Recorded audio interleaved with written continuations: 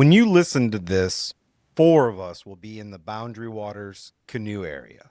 Our guide, Scott McInthune, who's been on the podcast recently and will be on after the trip, was purposefully left off of this podcast because we want to know how wrong we're getting our assumptions. So we're going to talk about the things that we're packing, the things that we're preparing for, the way we think it's going to go, without Scott on here to laugh at us for being wrong about so many things on this first go around. And then when we get back, we're all going to get back on a podcast, including Scott, and talk about what I think all of us are expecting to be a trip of a lifetime. I'm Brandon Butler. I'm Nathan Shags McLeod. I'm Paddle Don. I'm Adam Voight. I'm Derek Butler. And welcome to the Driftwood Outdoors podcast. Now, I'm going to do my best to try to moderate all this. We've never had this many people on the tube before, so this could be pretty interesting. Trying not to talk over one another, but we're going to get into this trip. I am jealous that I'm not going, but we all know I spent a month back home with my family after losing my father, so I don't really have the Boundary Waters vacation to take, and I don't fit in canoes. So, Adam, I'll be curious to see how you do after this trip as well. But, Brandon, before we get into that, I did want to ask you about the Missouri Outdoor Communicators Conference, because Adam, our mutual friend, Tommy Bench, was one of the keynote speakers. Did you get on the water with them or anything like that? Give us the rivers were blown out down there, so it wasn't much of a outdoors communicator conference. It was a lot going on in a Hampton Inn in Pulaski County. Now, to be fair, it had a lot to do with the weather. It's a beautiful part of the state, though.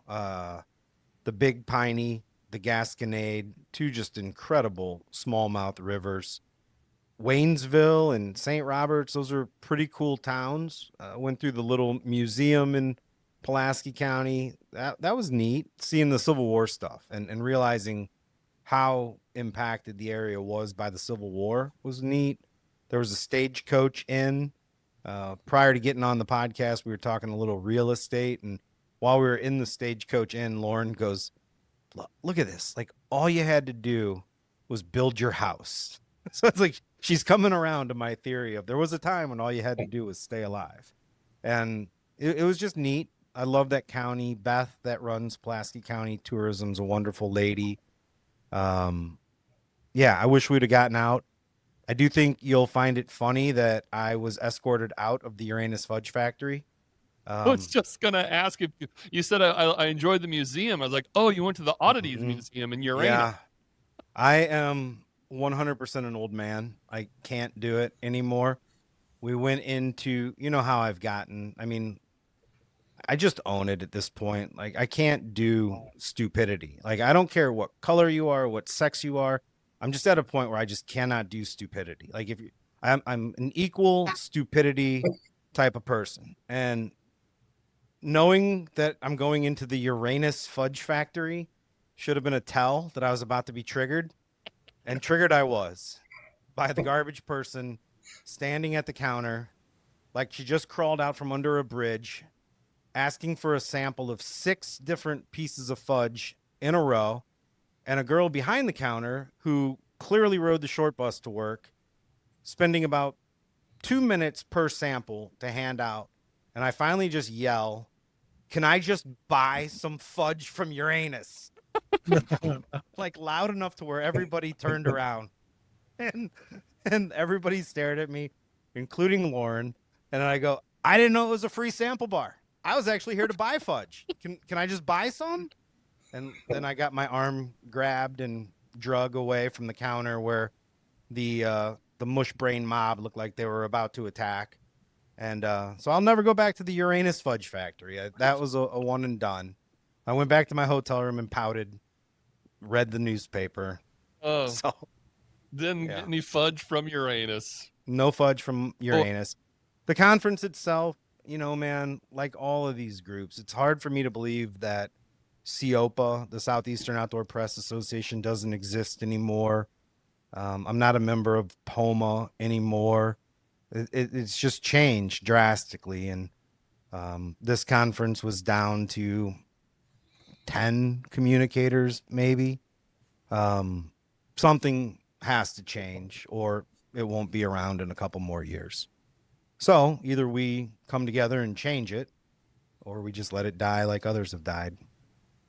Yeah, it didn't look that well attended in the photos that I saw. I had a work event. The Hooligan Charitable Riding Group was doing another poker run for a young lady battling cancer in Ashland, Southern, and I was down there doing a remote and raising money.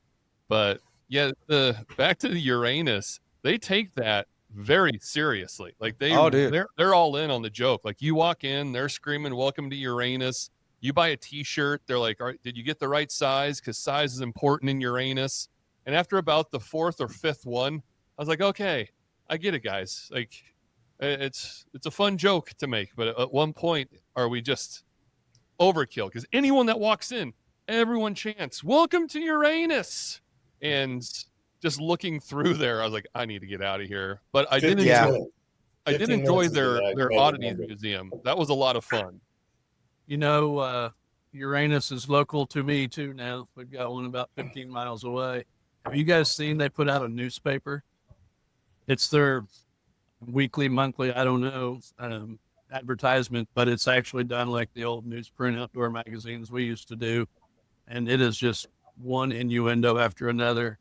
They mail them out locally here. We get them. What's it called? I have to look it up. I don't remember. I know it's got 'Cause- Uranus in it. Yeah, here it's called the Uranus Examiner. Mm-hmm. Might be that. And it's got like So- local folks here that come visit the store, but I haven't made the Well, pilgrimage yet. I don't know how I feel knowing that Indiana has one as well. They're- I've definitely shamed Missouri some over this, and There's No. a few. They're all over the Midwest. They've got them all over now. Glad we're Well, I not think the there's only just the two locations, Missouri and Indiana. Those are the only two ones that they have. They just built a brand new one on the Indiana-Ohio border. Have you seen that one, Paddle Don?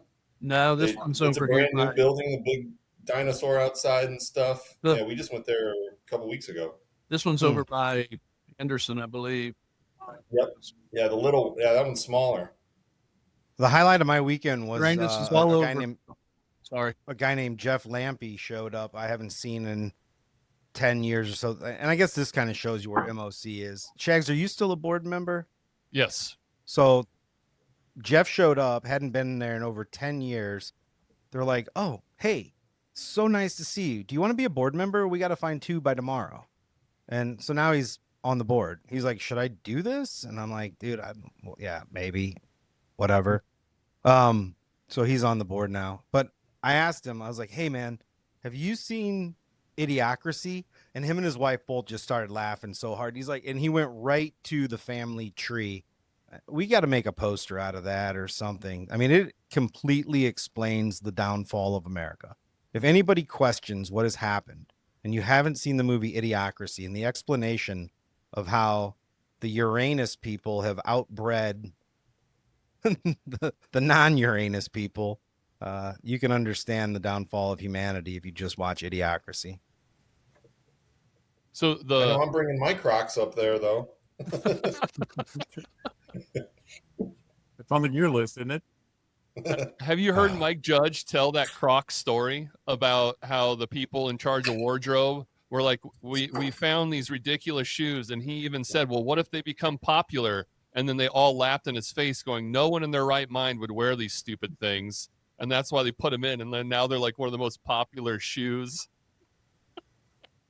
Derek should be sponsored by him. He rode a bike from the Pacific Ocean to the Atlantic Ocean wearing Crocs the entire way. Yeah, bought them in Yellowstone. First time I was tired of my feet being wet, man. Oh, well. Wow. Well, I did want to ask too, before we get into it, I made a post on our Facebook page, Driftwood Outdoors, because episode 300 is right around the corner. We're only a couple of weeks away from it.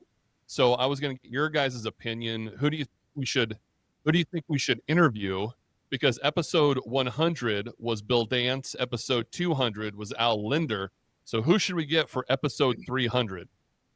I'm staying with Henry Winkler. Can you get them? Can you get the Fonz? I've tried, man.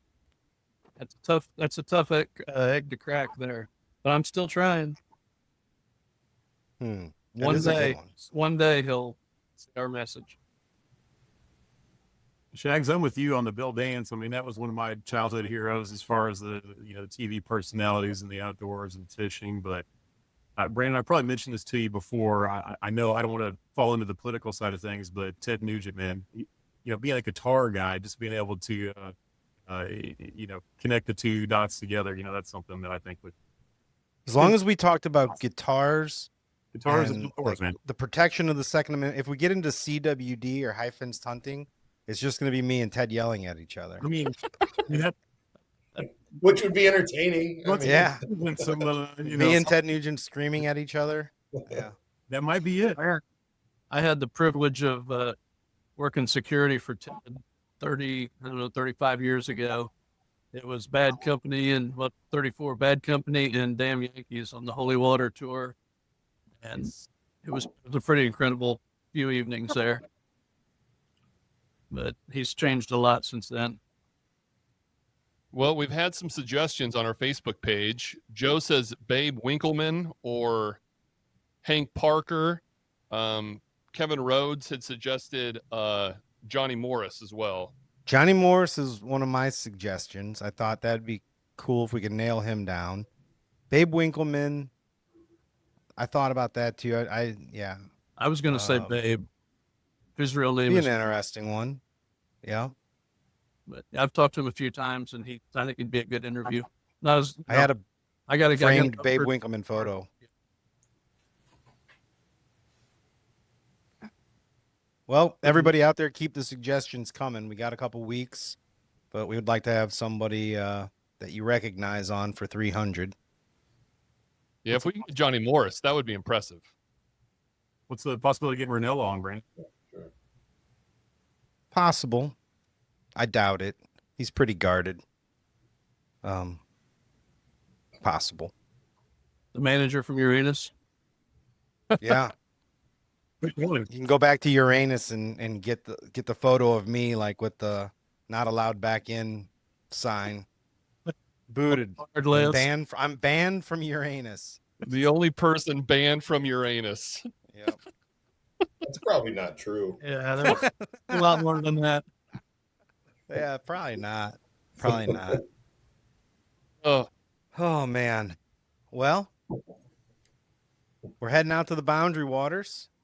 Today is Tuesday. We're leaving on Friday. I think we've all had our bags packed for a week. I think my last Amazon order showed up today. I got a head net, the most expensive one I could find, like a $17 Benz bug spray infused clear head net. I got 4 bobbers today that have the batteries so they glow in the dark. And I got something else. Oh, and my stringer, my modern antique metal class stringer. That's one thing we don't have. Adam, do you have a stringer? I have, one of the, like what Brandon mentioned, the metal style, a little bit of weight there to bring that along. I've got a pretty long nylon one too. I don't know, do we have to have the metal style? I saw that was on. No, Scott's no. list. It's up to you guys, but you each need to have one though. Yeah. We've been coordinating a lot of our gear. I just didn't want to duplicate too much stuff. I've got a nylon rope one, but I thought about grabbing a metal hook one. Yeah, it's the one I bought. I bought a nylon rope one, the long one, so it's like 15 feet long with the metal clips on it. I went and got coffee today. You guys were all talking about bourbon, so I went and bought my coffee. My hot tea pack. So, yeah, I guess me and Derek were making videos yesterday and videoing back and forth. I've got a big dry bag. I mean, a pretty good size one. Like I could crawl inside of it in the fetal position. In that, I've got my tent, hammock, sleeping pad, another dry bag with my clothes in it, a few other things, my pillow, my chair, and then I've got another bag that's got like my fish finder, an ammo can that's got some tools, and I got 2 thermocells. I got the little handheld thermocell, then like a lantern one for back at camp at night. So my idea is the longest portage that we have to do is a 1/4 mile. when Derek and I have to move the canoe, I can put the smaller bag on my back and take one half of the canoe. Derek take the front half of the canoe, and then we'll have to come back and get the second bag. And then, but I say that, but I don't even know. This is how little we know. Like, I don't even know if that portage is on our route out there, or if that's a portage from, like, once we set up day camp or camp and we just have our day bags, you don't have much to portage at all. Yeah, I wouldn't think so. I would think that the fishing days, from my understanding, are just going to be fishing days, right? If we want to portage anywhere, it's just what we're taking with us for the day. Right. Well, I just don't know how far we have to go out from the point that the tow stops taking us. I bet it's I far. mapped it, and he said, I've been looking at the maps a lot. So if you break southwest down Saginaw Lake, you end up down into Otter Track. It looks like there's a couple little portages between. I haven't zoomed all the way in, but it looks like there's a couple little portages possibly where Saginaw turns into Otter Track. And then he talked about going down to where the lower end of Otter Track, we could do Otter Track and none. And it looks like there might be a small portage there after, depending on where we stop. I've been spending a lot of time looking at the maps just to try and learn it.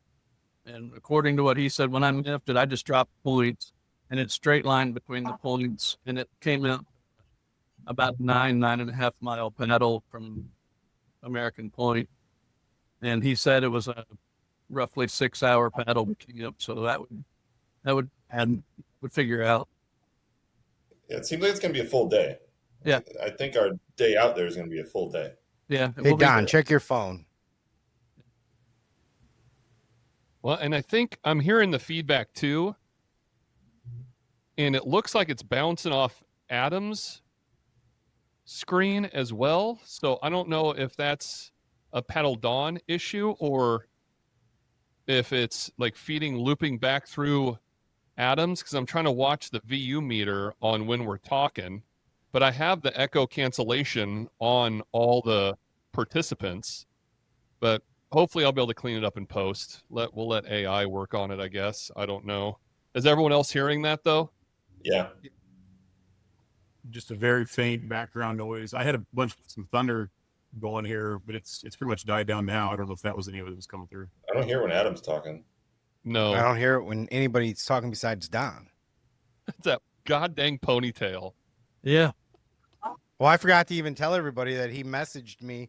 He was running to get into the house an hour early to get on the podcast, and I told him that he was early. He had an hour still. I should have told him he was late. I should have been late. Dude, deer camp's next weekend. Yeah, it's tomorrow, dude. I was waiting to pull that out and be like, I'm so stoked for 2 weeks from now. Well, yeah, we'll we would really believe you. That's forward. the problem. Never live it down. Yeah. Well, I guess to put Don in the corner for a minute so we don't have to listen to him echo. I'm Adam, getting it on like, you, what Brandon. are you most excited about for this trip? What are some of your expectations? Man, just getting back up to that area. Brandon, I've had a few trips up to Rainy Lake area. I've been on the Ontario side. Went to Lake Vermilion once. So I spent a little bit of time, probably 4 or 5 trips, just generally in that area. But Boundary Waters was something that was on the list that I really wanted to hit. Just to have that experience to really disconnect, carry everything in, relying on catching fish for dinner, stuff like that. That's a little different than all you can pack in the back of your truck situation, or you've got all the creature comforts by doing that. So yeah, just having a new experience, and it really just gets just disconnecting. As you know, life gets pretty hectic around here, and just to have a chance to hopefully the phone does not work and no cell phone connection, get away from the technology for a little bit, and just reconnect, catch some fish, hang out with some good company. That's top of the list for me. Derek? Yeah, I mean, this has been a bucket list trip for me forever.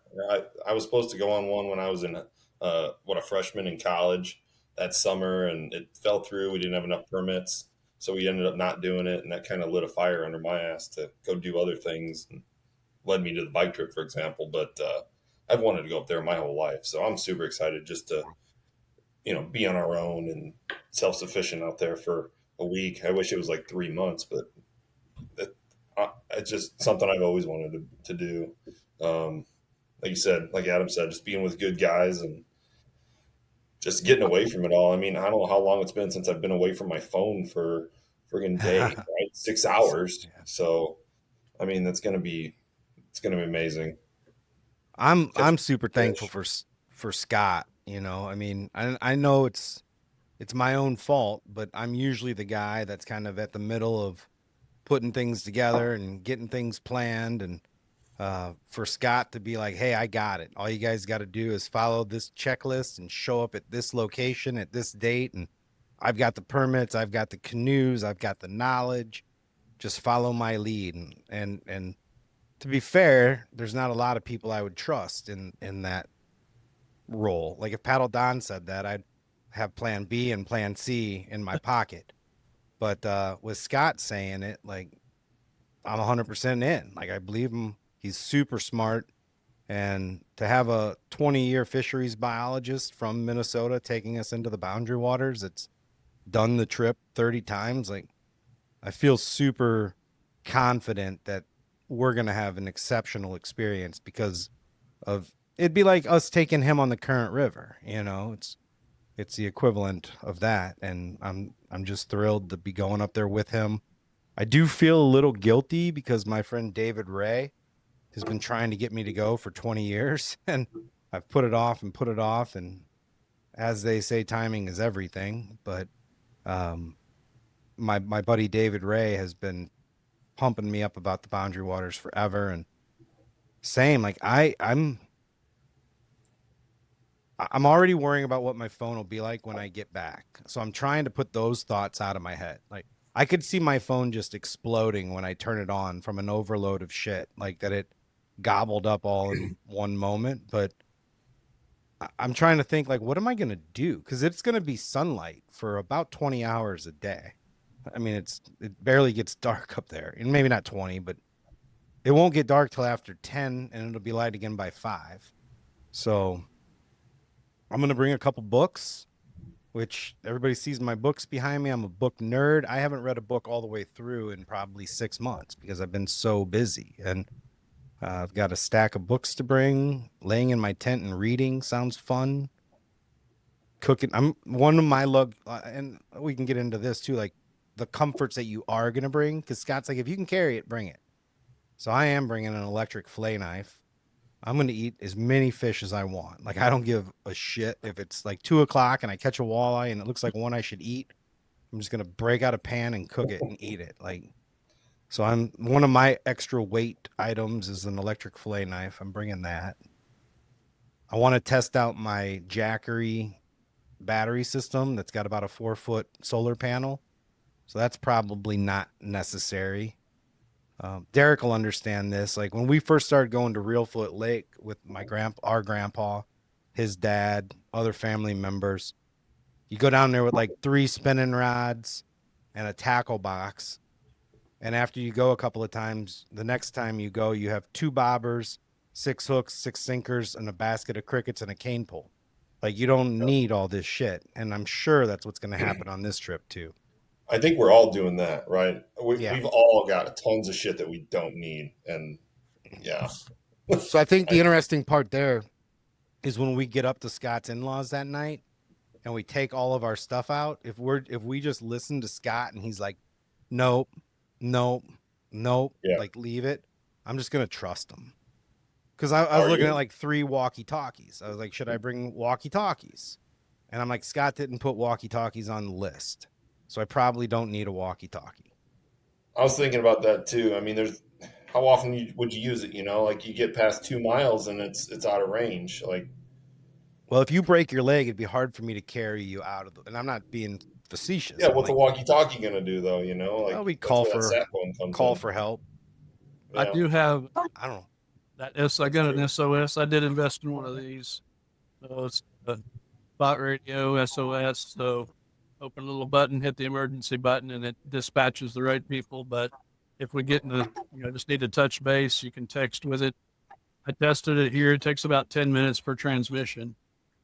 And then, we did talk about, I think before this, iPhone 14 and newer cell phones have satellite communication capability.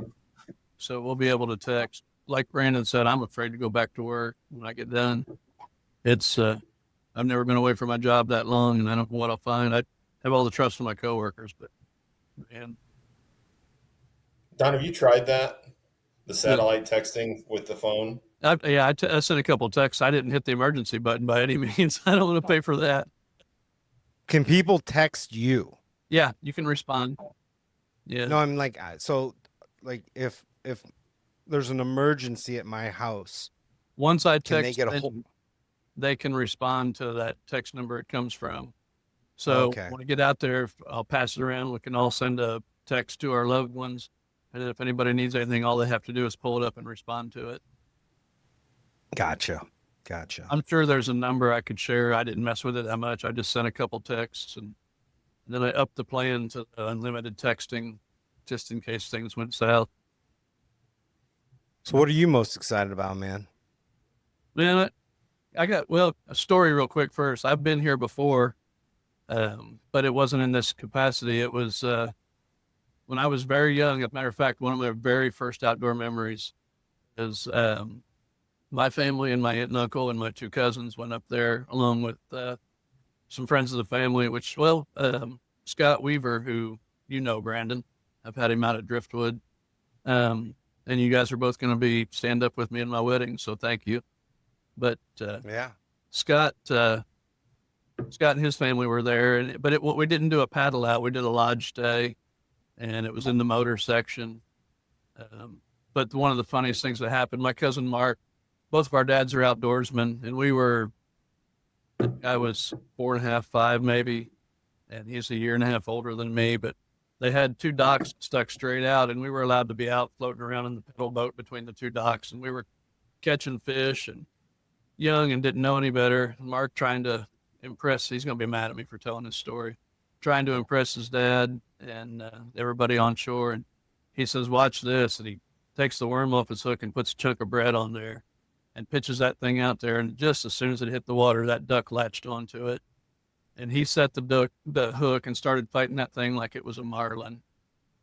That duck was beating the water, flogging, hollering everywhere. The owner of the lodge came out. We almost got escorted out like it was Uranus. It was, but everybody calmed down. We got the hook out of the duck's bill. We were allowed to stay.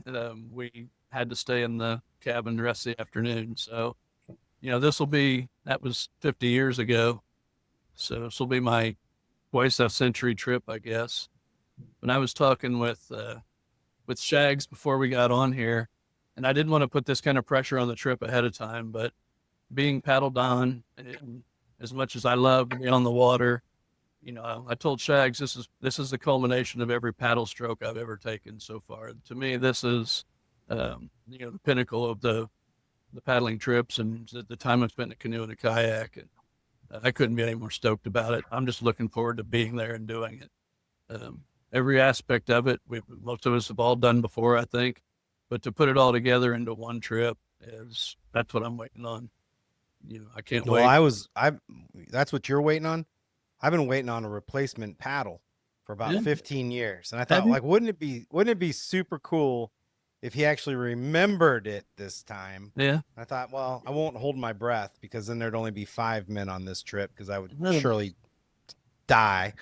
I'm going to step away from the camera here in a minute, and then I might bring something on camera for you. All right. We'll see. Right. Whoa, big reveal. Is it actually going to happen? That's a paddle he made for Derek.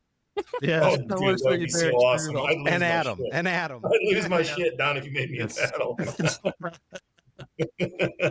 Well, Just even want if to show everybody the paddle. make you one, he'll forget it. He'll show it to you on this thing, and then he'll forget to bring it up there with him. Yeah. So now this is an ash paddle. It's kind of Voyager style. The grip on it's a little modern. It's all one-piece carved wood, but it's spalted ash, and we're going to be paddling some weight. This is a pretty hefty paddle. It's not light, but it'll move some water and move some gear.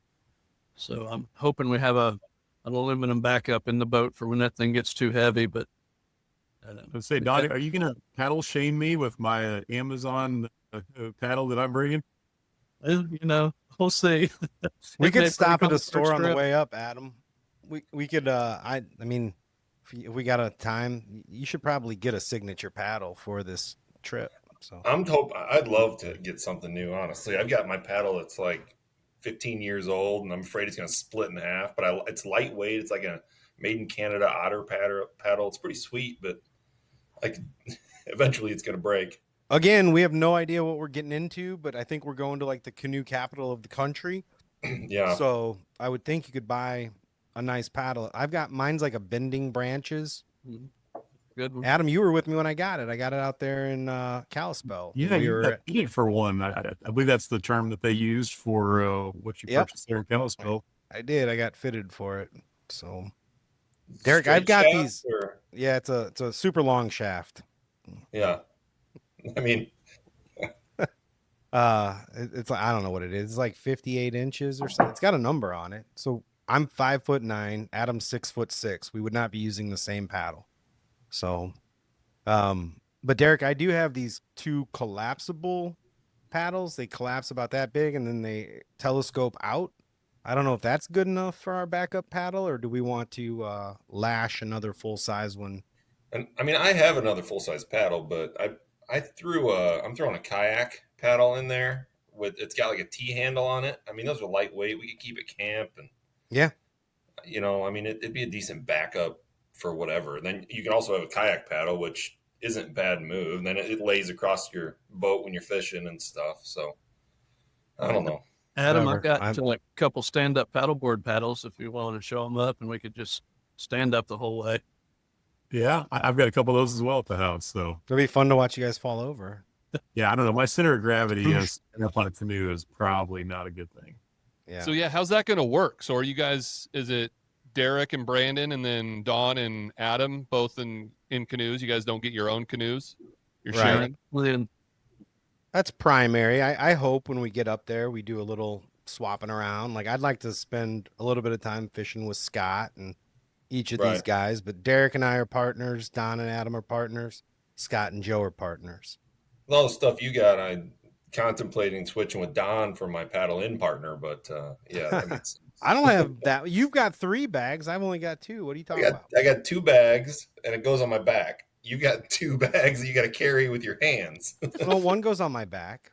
One I I've got got to carry a- with my hands. I've got a waterproof backpack. It's like a big dry bag that I got all my finger quotes soft goods in. I got clothes. I'm doing hammock. I think Derek, you're doing a hammock too, aren't you? Yes, I am. So I've Yeah, I've got got well, less yeah. stuff than I would have if we were doing an overnight on the Current. That's what I Yeah. thought when I was packing it, because I don't have like the grill. I don't have the cooking station. you would need your raft I'd- to do what we do on the Current. No, man, I thought about taking the raft up there. Like it'd be fun to have the raft up there. Yeah. Brandon, I think Scott said we got to help him carry out some of that gear too. So we might be taking Yep. on some of the stuff he's bringing in as well. So These Yeah, are with big. These are big canoes. I mean, these are the big Voyager canoes. I mean, they're Kevlar. There's plenty of room in there for the things that we have. Well, I Derek, still do you got- have a fishing rod holder? I need to grab. Do you have extra? Yep, I I've got got an you. old metal one from like 1950. No, I got a brand new one. I got 2 nice. I got my little system for me, and then I got a really nice brand new one. I was bringing for you. Cool. Yeah, I could but leave mine- it, and if you want to complain about how much stuff I have, I could leave it behind. I mean, does it weigh like 6 pounds, or is it like? It's not light. We could probably double it as an anchor. Yeah, So with my I do gear, have 2. I have 2 anchors. I've got a waterproof backpack that I can put on my back, and I have a regular day pack that I can put on the front of me. And then after that, it's just carrying a small fishing bag. And what are you guys bringing for fishing gear? Yeah, that's going to be Good my question. How many rods is everyone bringing? So I have. Fly ones. I'm bringing more than that. No, I'm bringing like 4. So I'm bringing a 7-weight fly rod. But I've got a tube. So the way I'm doing it is my Black Widow longbow case is perfect. It's 7 feet long, and it's about yay big around, and all the rods will go in there with no reels on them. So that'll lash up underneath the crossbars of the canoe over to one side. So I've got a 7-weight fly rod, a heavy action northern pike bait casting rod, a medium action spinning rod, and a light action spinning rod. So I've got 4. I got a medium heavy spinning rod, kind of more all purpose, and a 6-weight fly rod, and that's all I'm bringing. So you're gonna fish smallmouth, walleye, and 40-inch northern pike on that same rod? Yep. If I happen to get No a 40 backup inch, rod, if huh? I happen to get a 40-inch pike, I'm just gonna pray and start adjusting drag. But you know, that What line did you put on that, Don? I run spider wire braid with fluorocarbon leaders on about everything. It just casts so much better. Do you have some steel leaders? Yeah, I got steel leaders. So I've been meticulous in my packing of the tackle because we're going to try to get into one tackle box. I've got 2 trays. I've got a lot of inline bucktail spinners, spinner baits, a selection of crankbaits, some rattle traps, and then a lot of soft plastics. I mean, I'm bringing some for the group. I won't, whatever I'm bringing up there, we'll go through them and we can leave some back in the truck. But I just brought a big bunch of soft plastics that I've had forever. The paddle tail Z-Man paddle tail jigs are supposed to be good.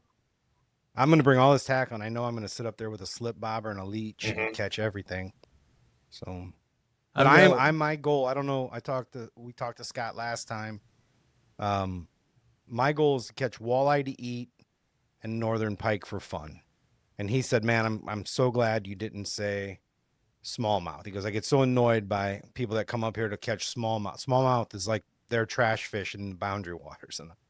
And he's all excited about lake trout. And he wants to take me out lake trout fishing. And I'm like, yeah, man, of course I'll go. But like jigging 50 feet deep with a line counting reel for a greasy lake trout doesn't appeal to me nearly as much as bass fishing for 40-inch northern pike. So that's what And you don't catch very many, right? Am I right? like it's Right. a hard fish to catch up there. But right now, like this is ice out up there. I mean, it's just open water, and these pike are going to be in the shallows. And I mean, if you've never fished for northern pike at this time of year, they're as mean and aggressive as any fish that swims. And I just like showing them they're not the toughest thing in the water when I'm up there. Are there any muskie? No, Up there? No muskie? no. From what I understand, there's not muskie where we're going. I asked about that, and the answer was no. All right, Derek, how about you? How many rods are you bringing? Well, at this point, I mean, if Brand's bringing the rod case, I've got 4 packed right now. I've got a bait caster, right, with braid. I've got 2 spinning reels, one with mono, one with fluorocarbon, and then the other rod that I was on the fence about is I've got a like a lightweight spinning rod too. So I don't know if I'm going to keep them all or leave one behind, but at this point I got 4. So the way we're going to do it, Derek, is there's no reason not to bring them. They're going to fit in the case. You If just we're can't bringing have the the rod reels case. on them. So you got to Yeah. keep your reels separate. So if we get somewhere and we want to switch, you just got to take your reel out, put it on the rod, string it all the way up. And it is just one day of packing in. I mean, I hope we don't hate that thing carrying it in because by my understanding, most people carry the canoe on their shoulders, right? One guy carries the canoe, the other guy carries the extra weight. And, you're packing a canoe. So I don't know. I could see that thing banging the canoe carrying guy in the face, but you could also carry The way I see it, you carry the canoe upside down, Yeah. and that thing will be on the top, it would be on the bottom of the crossbars when the canoe's upright. If the canoe's inverted, that thing is laying across the bars, so it's not going to fall down and get you. Oh, you're saying put it on, up inside. But again, we're just going to base camp, and then all this big shit will stay at base camp. So we've got to paddle in with it after we're getting towed 8 miles. So I don't know, once they drop us, I don't know how far we got to go to base camp from that drop point. So whatever that is, we got to get to base camp. Then we leave the rod case behind. We leave all that shit behind, and then we just have whatever we're using for fishing that day. So if we can suffer through. The point is 2 trips, like at the most, we'll do 2 portages, right? If it's a quarter mile, you carry stuff in, come back, get your other stuff, carry back. That would be the worst scenario. If that's on our initial route, that quarter mile might be I don't know, maybe he explained it to you guys, but to me, I don't know if that quarter mile portage is in between lakes that we might want to fish on day 3, or if that's on our getting to base camp on day 1. Any ideas? Unknown, but Brandon. my understanding would be it'd be on the day in. That's what I got out of reading the text. Yeah, Gotcha. it is. I'm It looking seems at it that way. here on the map. So about halfway in, we've got about a quarter-mile portage between Swamp Lake and the north end of Otter Track. So we'll go down the So bottom. do you know where our base camp is? Well, in that message that was sent, he said he wanted to be down in the lower end of Otter Track where we could hit both Otter Track and Knife and explore that. So, about halfway down to where he was describing, you hit the bottom end of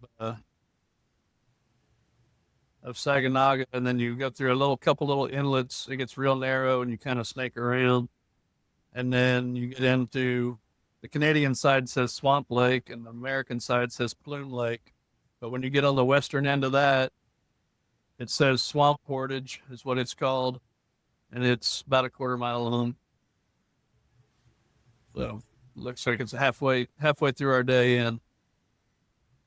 Depends All on right, the Adam. that we're How about at. you? What are you bringing? How many rods are you bringing, Adam? Me, I'm bringing 2. So I've got a medium light and medium heavy.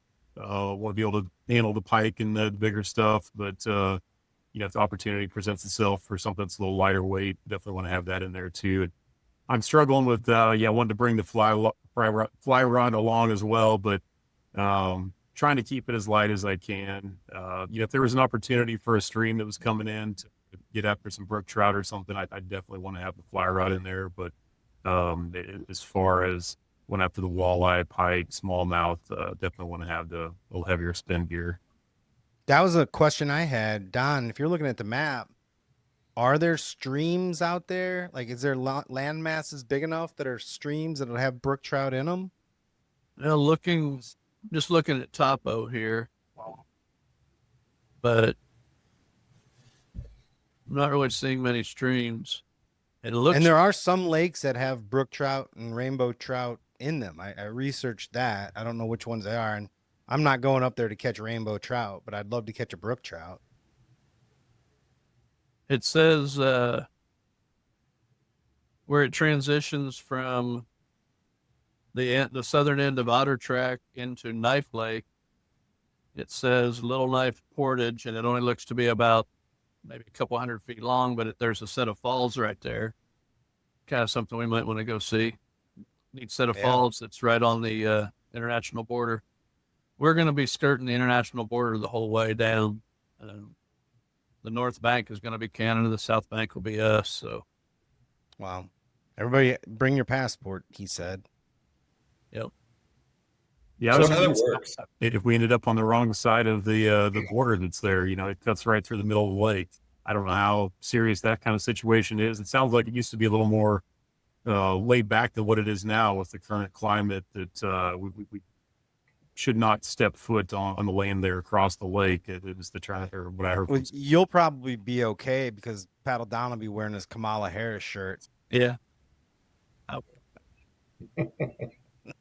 Definitely. Have you heard anything about that, Adam?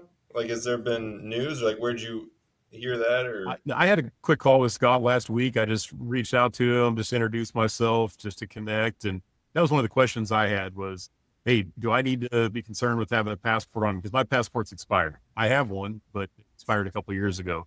So I didn't know if I needed to fast track the renewal of that or not. He said, no, don't need to do that. We're not going to be on that side. I think Kim and Joe may have an interest in they've got some kind of there's a special permit, a border crossing permit that's available or was previously available. However, that program got suspended. So there's no new applicants that are available for that. Where that basically someone does a background check and they give the opportunity there to have that pass where you can jump the border or go across into some other lakes. And so him and Joe are grandfathered into that. So they're able to cross over. However, the rest of us, we do need to stay on our side of the border. And, no idea whether or not there's an issue with that. I don't know what kind of patrol happens in that area. Didn't get any information on that at all, but just just something to be aware of that he did say, just make sure we don't step foot on that side of the border. Last time I got to spend a couple days without my phone working, I had a nice comfy jail cell.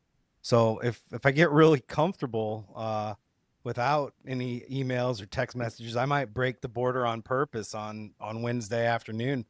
I imagine a Canadian jail is pretty cozy. Like, can't be worse than those here in the good old United States. So I wonder if they give you like real maple syrup on your flapjacks. You get and Sounds flannel nice. sheets in your cell. Like, where'd Brandon go? Like, he self-committed to Canadian jail because he didn't want to come back to emails. Doesn't sound so bad. No, man. Like, I imagine like a Boundary Waters prison. Probably ain't bad. So that's honestly where I'm at in life. Like, I would like go to Ready to jail get- and not have to answer go to emails. jail. Like, emails and freedom or jail and no freedom. Like, goddamn emails, man. Freedom from Never- emails. Yeah, It's you all can- about You perspective. can ignore emails. You can't ignore jail. You're not going to get kicked out of Uranus there. I can tell you that much. Oh, the Uranus jokes. They never stop. It's a gold mine. Oh, that's too funny. The gold mine. So how long are you guys up there for? Well, we actually increased our trip by a day because we're leaving out early on Friday. So Adam's picking me up at my house at 6 a.m. and it's a 12-hour drive to Grand Marais. And then it's about 60 miles, I believe, on gravel to Voyager. So we'll stay the night Friday night at Scott's in-laws. And then we'll go to the Voyagers. I think he said around 7 a.m. or so on Saturday. And then we go out and we'll be out there Saturday night and we come back in Thursday morning. We should be back by Thursday afternoon, and then we got to take off and drive through the night back to Indiana. So I'm riding What did he- up with Adam from Missouri, and then I'm riding back with Don and Derek. And then Shotgun. We're having Annabelle's Indiana grad party at my dad's house on Saturday. So Lauren and the girls will meet me up in Indiana, and unless I'm in Canadian prison, then I'll miss it. I'll let him know. Yeah. Your dad loves you, but just not as much as not answering emails. Well, you mentioned earlier in passing that you had to get towed in for a certain amount of time. Are they really towing you in on your canoes? Well, I think how it works, and correct me if I'm wrong if anybody knows, we're gonna get in like John boats or like almost like river boats. It looks like on the YouTube videos I've been watching. They throw your canoes up on top, and then you sit underneath them, and they all your stuff. So they drive you in however far. But Brandon, do you know? Is that?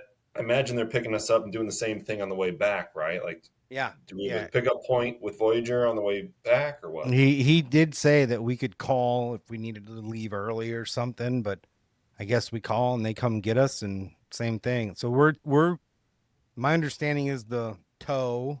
He called it a tow. So in my mind, we were just towed. Maybe they do. Yeah. Holding on for dear life. Yeah. Right. I figured We- it would go slow, but We did that I'm with sure my Derek's right. kayak That- down at that makes Crown more River. sense.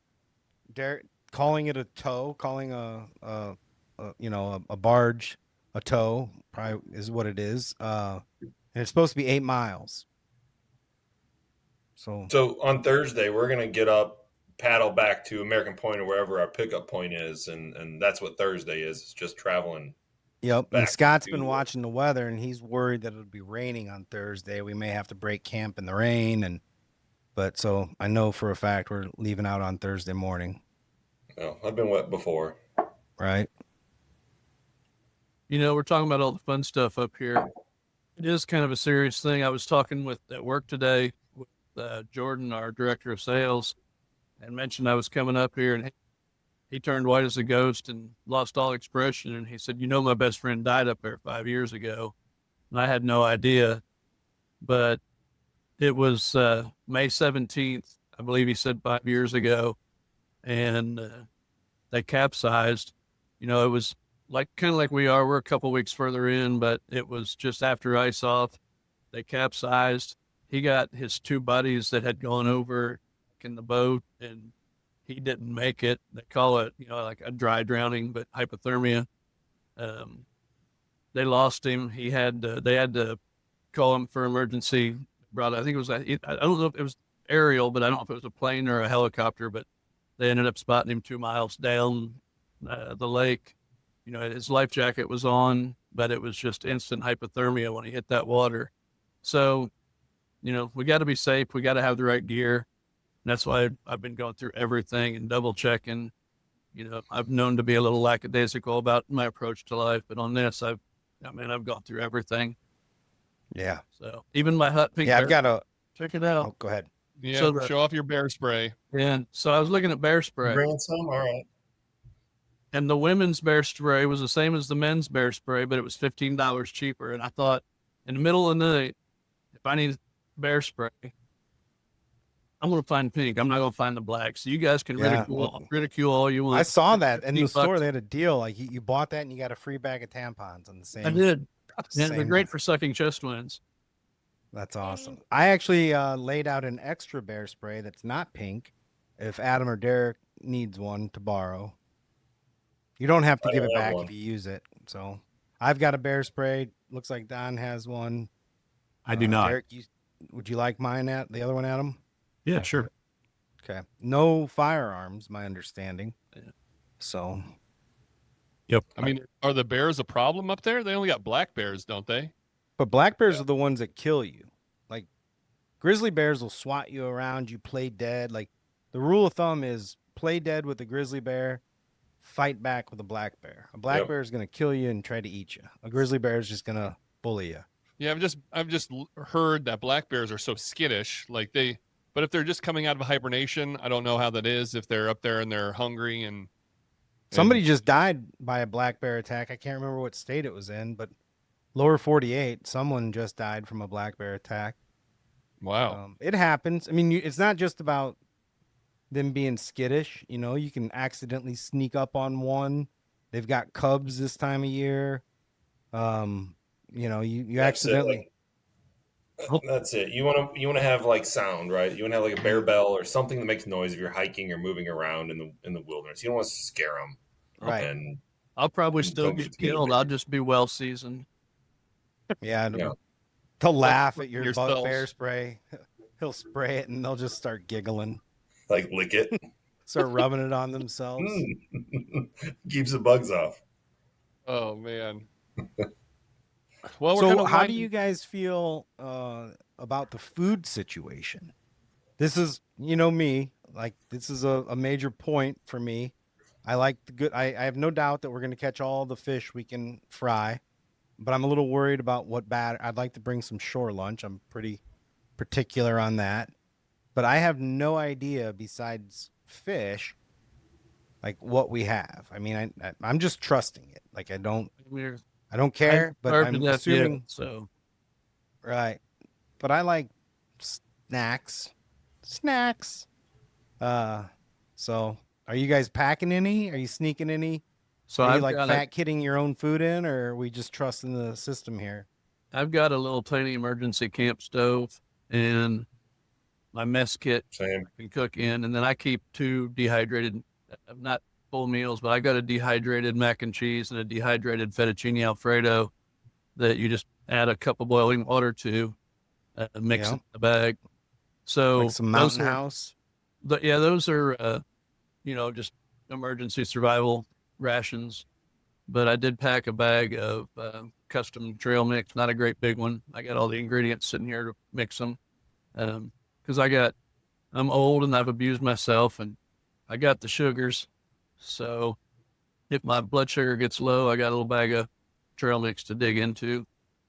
But other than that, There you I'm go. putting all my trust in Chris Scott. or Scott. I mean, Yeah. No, Don, we definitely think alike. I did exactly the same thing. A lot of trust in Scott and what he's doing and putting this whole thing together. But, and Brandon, to your point earlier too, a lot of times with my group that I'm with, I'm kind of the guy that plans things. And as you know, with you and I working together too, every detail is something I'm thinking about, planning things out in detail. And yeah, just to hand that over to somebody else, Yeah. but then again, I've seen everything that Scott's done, or not everything, but seen the videos he's sent and had communication with them, and all the faith in the world that he's going to be able to put this thing together for the amount of time we're going to be there. But to Paddle Don's point too, you know, I do like to have a backup there just in case. You never know what could happen. And yeah, got a little bit of trail mix I put together and a couple freeze dried packs myself that are in my pack just as a backup. Just to more or less just a, you know, peace of mind more than anything else. Just that we got that as a backup. That's good. I got the jet boil for making coffee. I got my French press. Went and bought 4 different kinds of Black Rifle coffee today. Got to figure out two I'm going to bring. You guys will be drinking alcohol, so I'll be having coffee at night, I suppose. But I haven't put together any Mountain House. I'll probably do that. Yeah, I've got 2 Mountain House packs, but I didn't grab any other food yet. I've also got a stove, so we should probably leave mine. I guess mine or yours behind, but yeah, I've got all the basic stuff I would carry anywhere on the road. Well, I'm bringing my jet boil. That thing doesn't weigh a pound, and I want to be able to make coffee at any time. You know, I guess I'll always have a fillet knife so I can eat a fish if I'm starving. I've got a good water filter as well. I bought a new a water pouch, so a gravity fed water filter as well. So I'll be. So I got that too. I got one of the ones from Sawyer. So you fill the bag up and it hangs there, and then there's a filter underneath it. Is that what you got? Same thing. Yep. It's not a Sawyer bag, but I bought one on Amazon. But we should have talked about that because Lauren's got about 30 of them in a they're box great in my attic. So I'll take more. You'll have to fight her for him. You should have seen the look I got for taking 1 out of 30. Yeah. So I guess I got a hatchet. Stuff that night. I got a little hatchet. I don't have a saw. I just kind of went down the list that he gave us and crossed everything off. Clothes wise, I've got 1 pair of underwear for every 2 days, a couple pair of wool socks, 1 pair of base layers, 1 pair of fishing pants, 1 pair of hiking pants, 1 pair of shorts, taking camp shoes and hiking shoes. Rain gear? I got rain gear, 1 warm, not big, but like a puffy jacket, 1 stocking hat, 1 pair of regular gloves, 1 pair of neoprene gloves. What's the tick situation going to be like up there? I got a lot of bug spray. I got permethrin for everyone. That's a Lauren gift. Permethrin for everyone. A lot of bug spray, 2 thermocells, 2 head nets. I think the bugs are going to suck. I've got 2 thermocells and a head net as well. Yep. What did you guys decide? There's some stuff we have 5 of. We should probably leave some stuff behind for sure. Well, that's what's going to happen when we get up to Scott's. We're all going to spread our shit out, and like Indians, we'll just trade and barter and dump. Like, it'd be better to have it all up there and leave it in the truck than to be like, damn, I wish I'd have brought that. Yeah. So I brought the puffy coat too, but I made one of the best investments I ever made over the winter. I bought the puffy pants. So I've got them both rolled up in a compression sack. So if it's cold at night, I'm sleeping in the puffy coat and puffy pants inside the puffy sleeping bag in the hammock. Nice. I think it's going to be pretty warm, man. It's less than a week out. Yeah. I don't think it's going to be cold at night. It's going to be beautiful sleeping at night. It's like a warmer front than normal. What's the temperature at night? Like 40? 48, 46 is what I think I saw. I'd set my bedroom to that if I could. Yeah. 45, 46 is the lowest it looks like, and it gets up to almost 80 degrees some of those days, according to what I'm seeing. Yeah. Yep. Well, I slept on your what kind of air mat you bringing, Brandon? I'm just bringing 1 little thermarest that I'll actually stuff it inside my sleeping bag, and that's all. I'm bringing a full-size pillow though. Like, that's one of the old man creature comforts. I'm not living with that. I'm not sleeping on some stupid little blow-up pillow or some bullshit. Like, I'm bringing my real pillow. So from what I'm hearing, Adam and I are just going to be gliding along, and you 2 are going to have Popeye arms by the time we get there. We're going to have speed on our side. We already got Popeye arms, dude. What are you talking about? Don't get caught in their wake. They'll Inertia. roll you over. Inertia. When you're not looking, we're just gonna hook a rope to the back of your canoe. So Yeah, there you go. you got that big paddle. Show us your paddle. I got up and looked for it. I don't know where she put it because she carried Oh it. yeah, in. you lost it. He lost his I paddle. lost it before I even Somewhere left. in the house. I don't know. I It's just don't somewhere. know where it went. Like she hit it. Like look under the couch, man. Under the bed. Like where It's could it somewhere. be? I don't know where the Jesus. hell it is. I got up and went in the den, and like I said, the den looks like a outdoor store exploded in there. I got on my fly Yeah. tying desk is a big heap of what I'm not taking that's been cold. Yeah, your paddle's probably hiding somewhere on your fly tying desk. That's probably where it's Probably. at. Brandon, this paddle's probably you standing next to this paddle is going to look like you standing next to Shags. It's it's probably. I mean, it's tall. It's a full Voyager paddle. It's going to move some water. One thing I found is my old handheld radio. It's got the little antenna that you go AM FM with a dial on it. I put 3 new batteries in that thing and fired it up. I don't think it's probably ran since 1986. An old Emerson. So I've got that in my little box of tools. I'm going to get the weather report on my handheld radio. So that'll be fun. I'm sure Scott's going to be like, yeah, leave it. Yeah, there's not going to be anything out there. Leave it. Leave it. So Well, and I honestly thought there was 8 of us, like, because I know that was messed up, but when this all first started, Scott was like, I can have up to 9, so you can bring someone, and I was like, all right, and then it was, well, you can bring 2 someones, and then it became, you can bring 3 someones, and then I was like, all right, so that must mean he's got 4 or 5, we can have 4.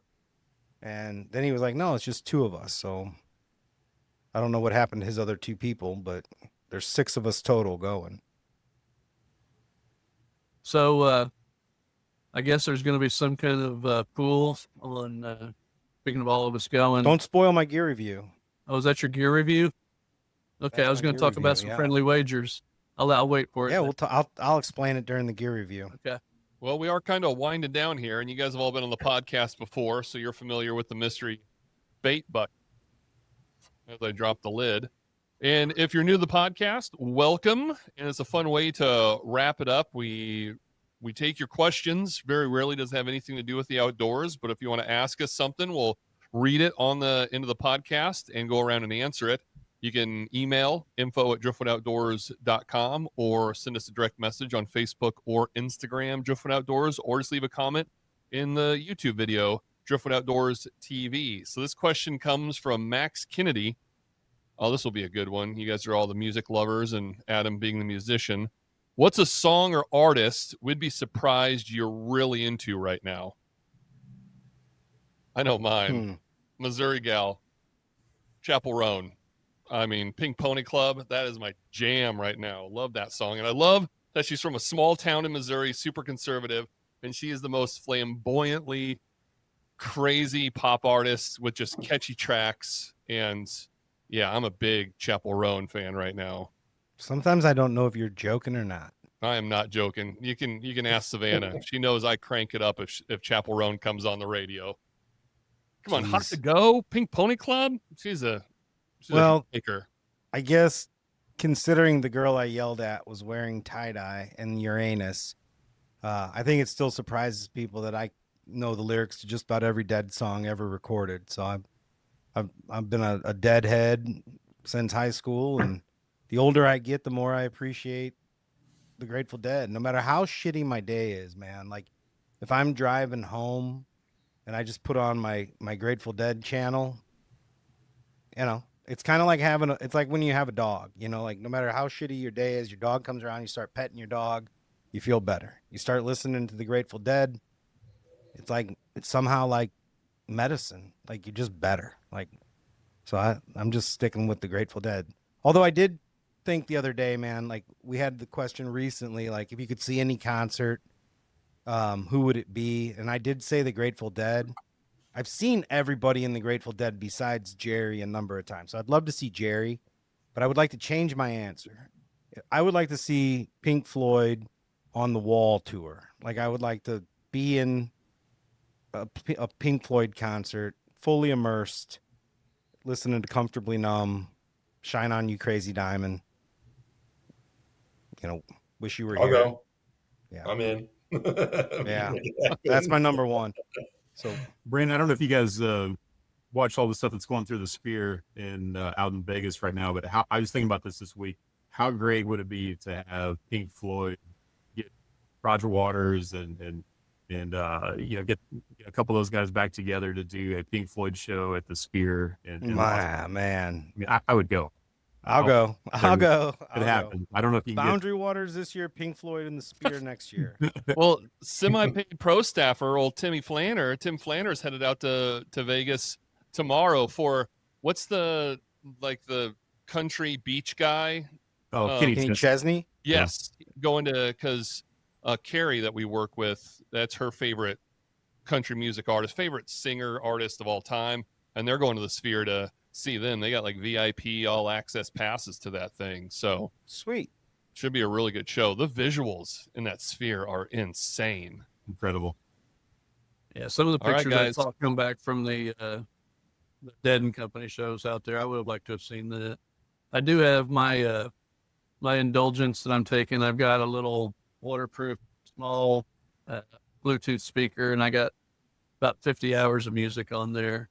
That it's just called The List, that I downloaded from Spotify. But it's everything you can think of. There's Michael Jackson. There's a bunch of outlaw country. There's disco. There's hard rock.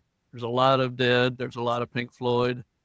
I've been listening to it for about a week and a half, building it, and it flows nicely.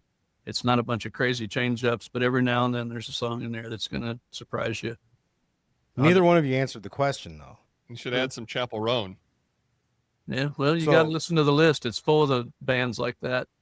So who is it that you like that people may not be aware or might not maybe Man, I like- surprised about? That's just it. I like so much varied stuff. I mean, it would Just shock me. answer the goddamn question. I don't know, man. Just say Lady Gaga already.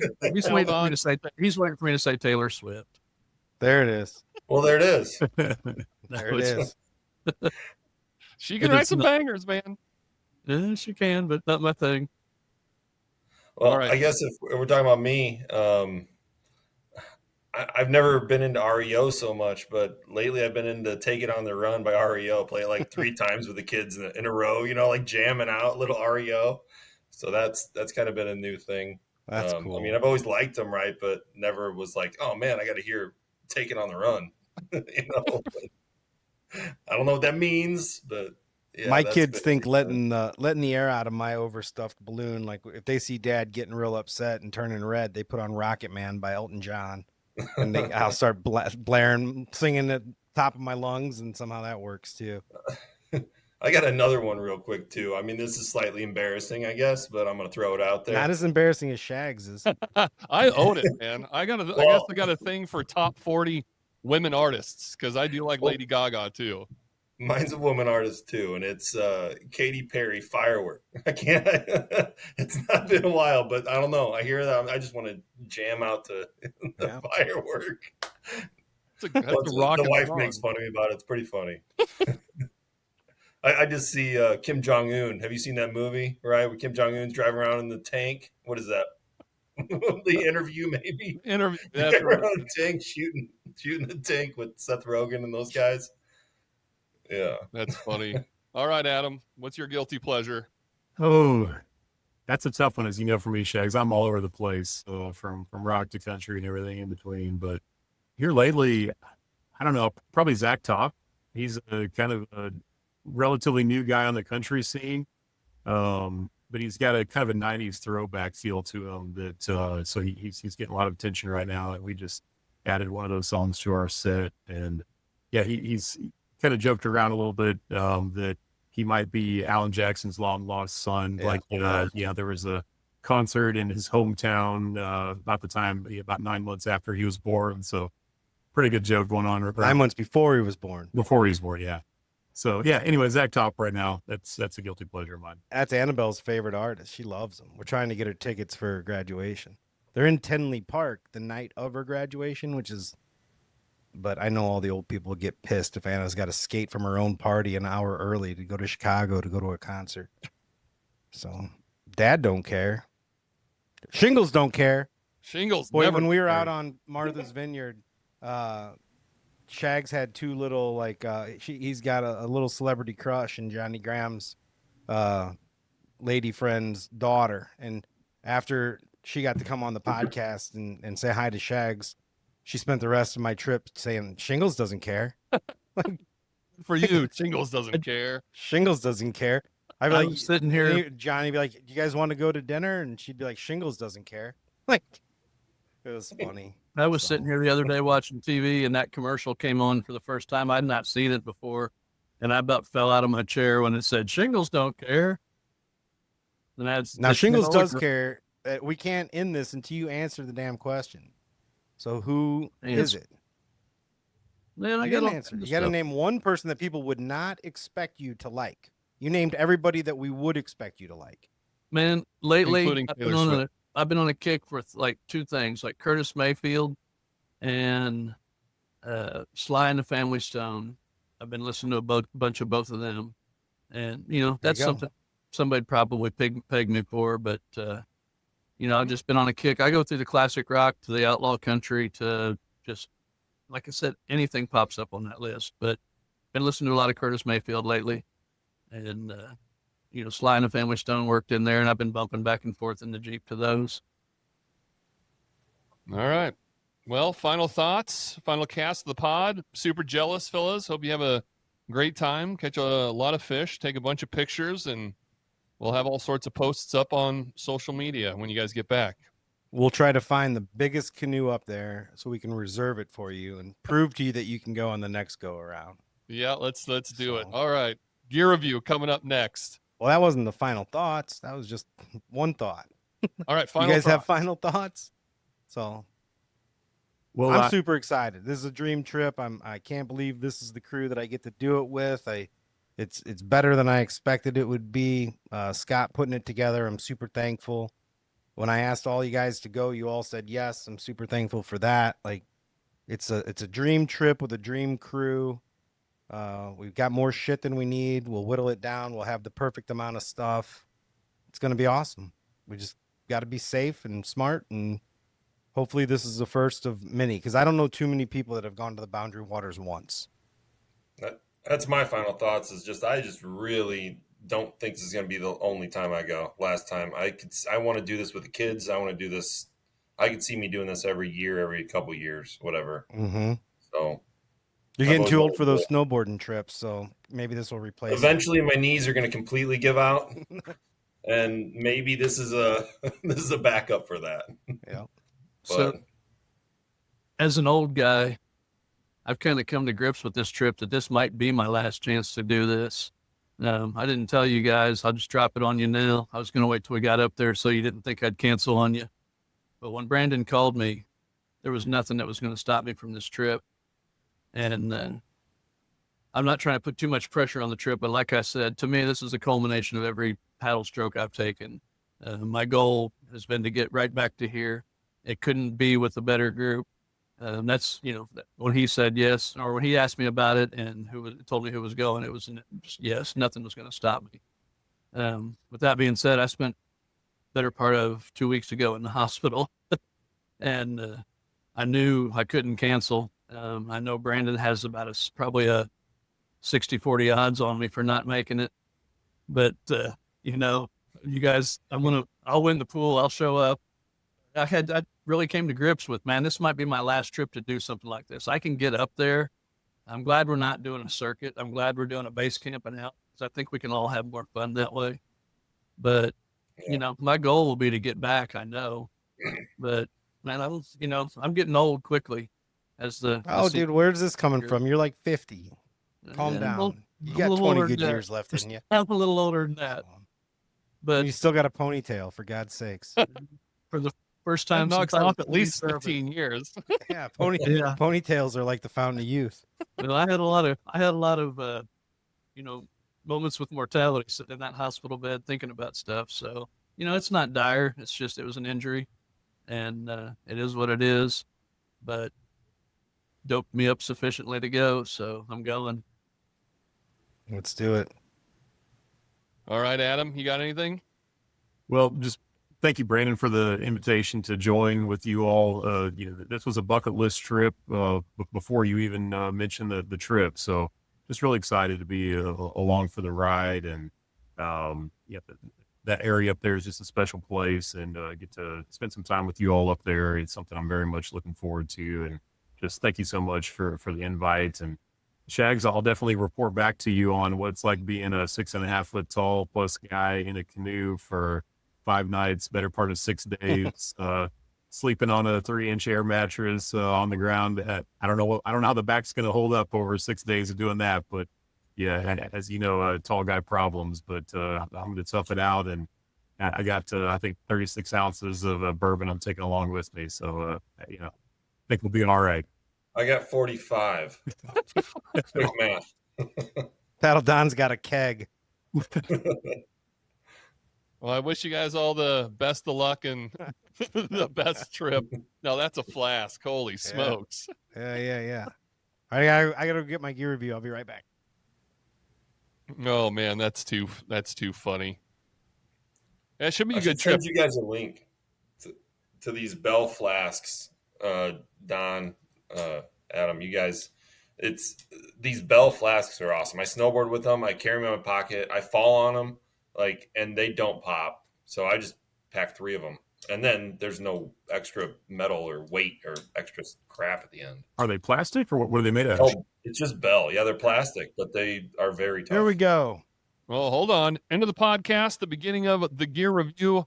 Brandon, what are you reviewing for us today? So I've got 12 of these. I bought 2 packages. They're all the exact same. So it's the Rapala Maverick. It's the 110 jerkbaits. It's what Dwayne Doty paints down there for us on Taney Como. They're all this purple back, kind of green and silver side, a little orange on the belly, but there's 12 of them here. So everybody is going to buy in.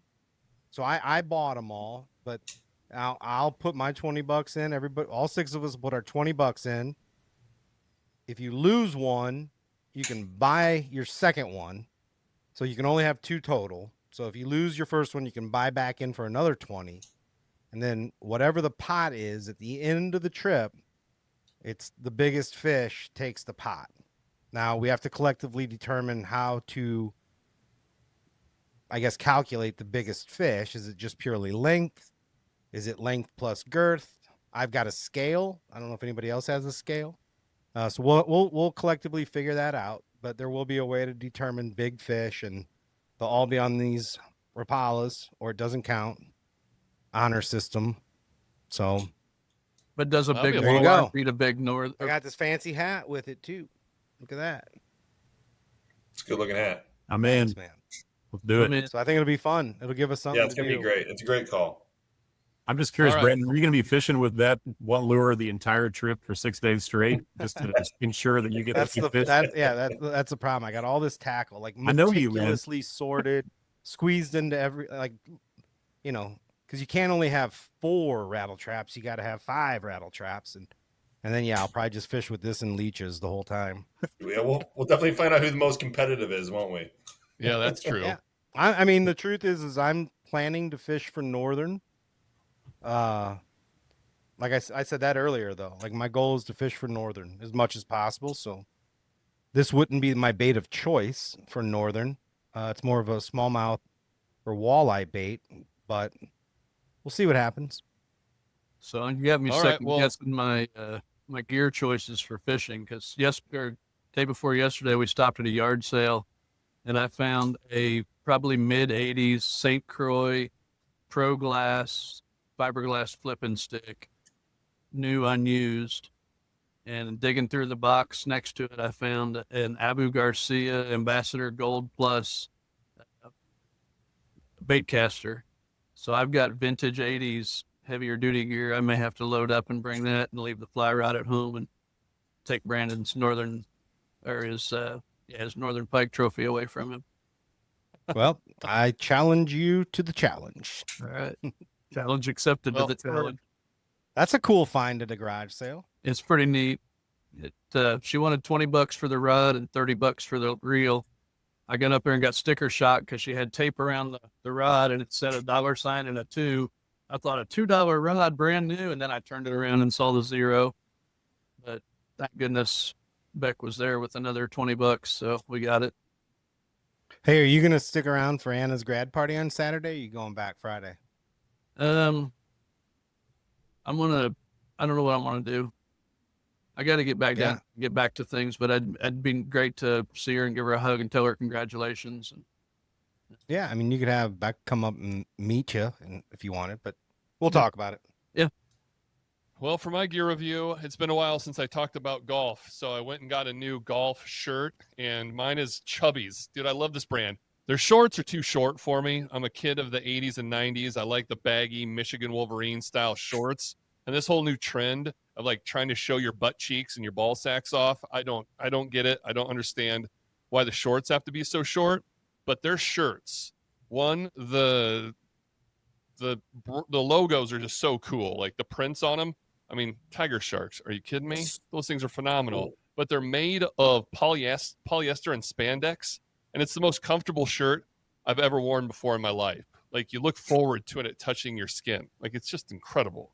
So Chubby's, great shirts, terrible shorts, and I will be rocking this on Monday at the CFM golf tournament. It's going to hopefully be my lucky Tiger Shark golf shirt.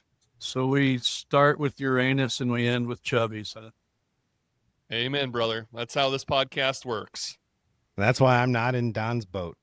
We'll see you down the trail.